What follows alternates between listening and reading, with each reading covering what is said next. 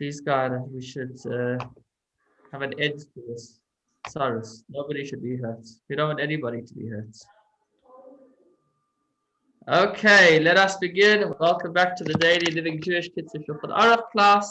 We are continuing with section 58 of the Kids Shulchan Aruch, where we speak about the brachas made on good smells. Let's take a quick look at where we are up to in the Kids Shulchan Aruch. We are in the section of brachas, of blessings, and we are up to section 58. As I just mentioned, we speak about the brachas that are made on smells.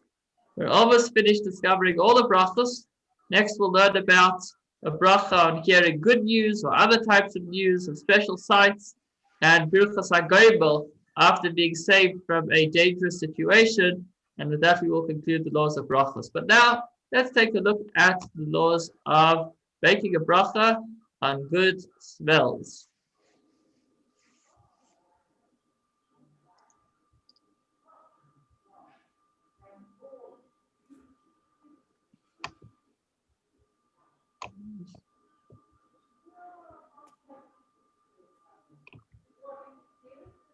Sorry.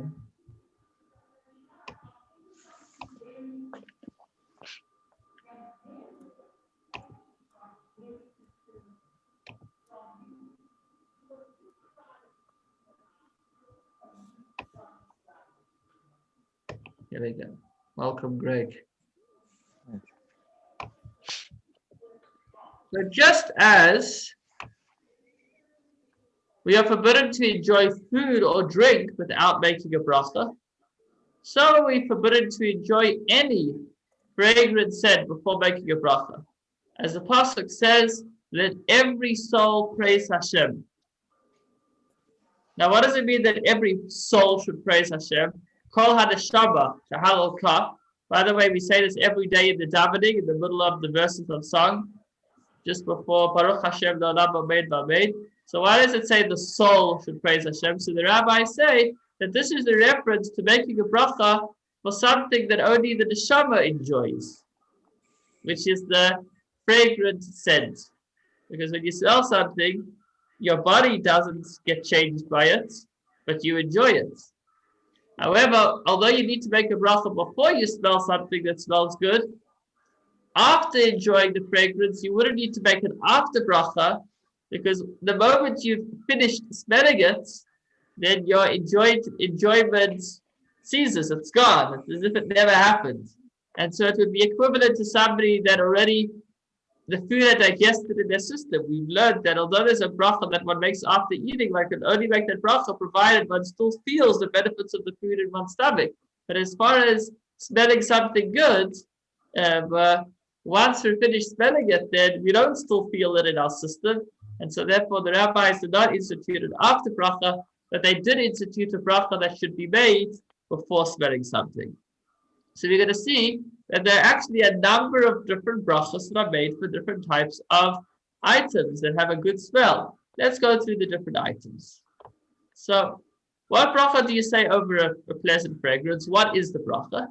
If it comes from a fruit that can be eaten,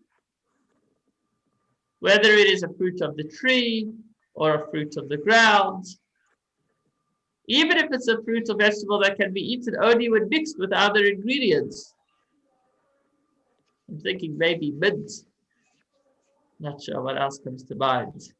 So he says such as nutmeg or a lemon or an etrog, except for during Yom Tov, because on Yom Tov we don't smell the etrog because then it's dedicated to the mitzvah and we don't want to use it for personal benefit. But if it's before Sukkot or after Sukkot and you want to smell the beautiful fragrance of the etrog or of any other fruit, so then the bracha that you say is Asher Nasan. So you'd say, Baruch Atah Hashem, Elokeinu melech haolam, blessed are you Hashem, our God, King of the world, Asher Nasan Reach Toiv Bapeiros, who has given a good smell to fruits.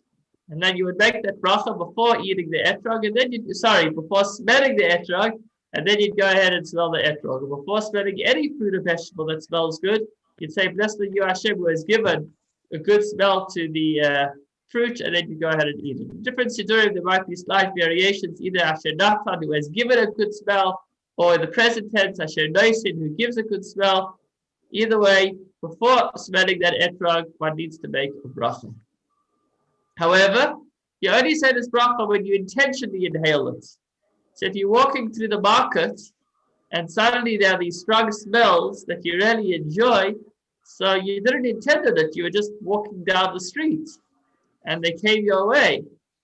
Those fumes, those wonderful fumes, so then you wouldn't need to make a bracha. So you only make a bracha when you actually, just like you're about to eat something, so here you're not going to eat it, but you will benefit from it. So before you smell that fruit, you would make the bracha, Asher, Nasan, Reach, Toi, Laperis.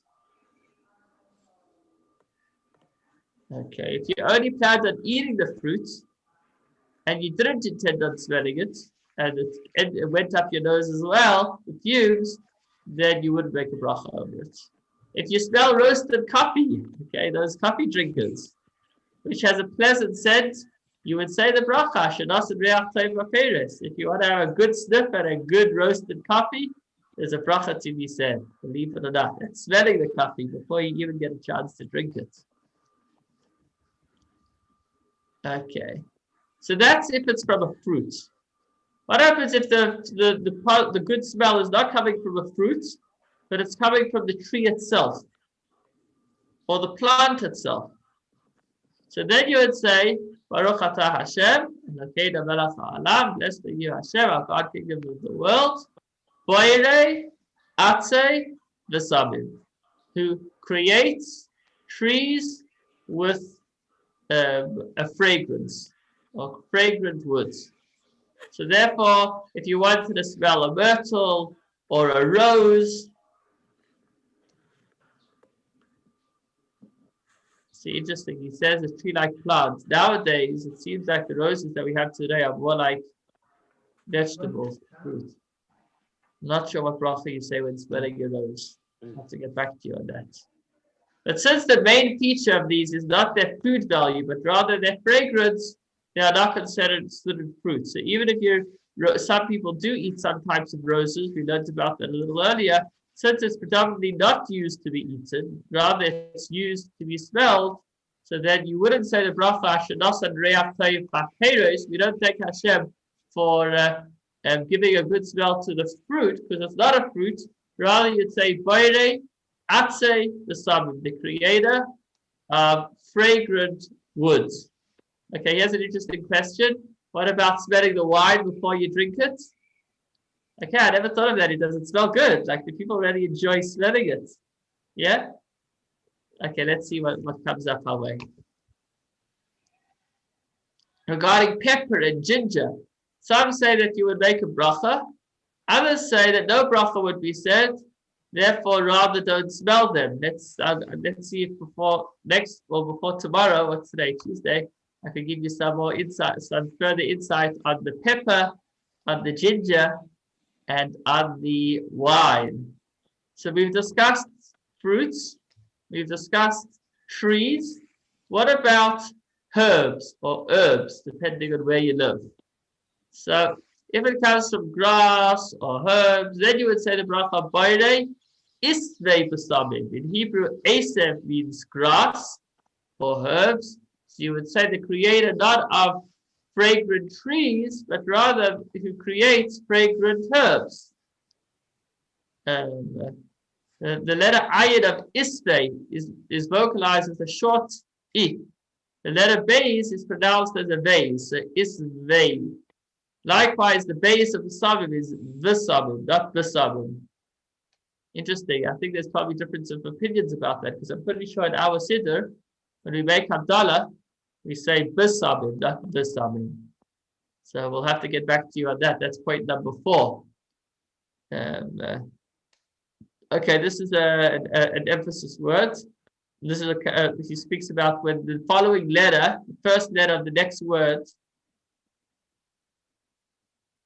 first letter of a word that comes after a word that ended with an aleph, a hey, a vav, or a yud.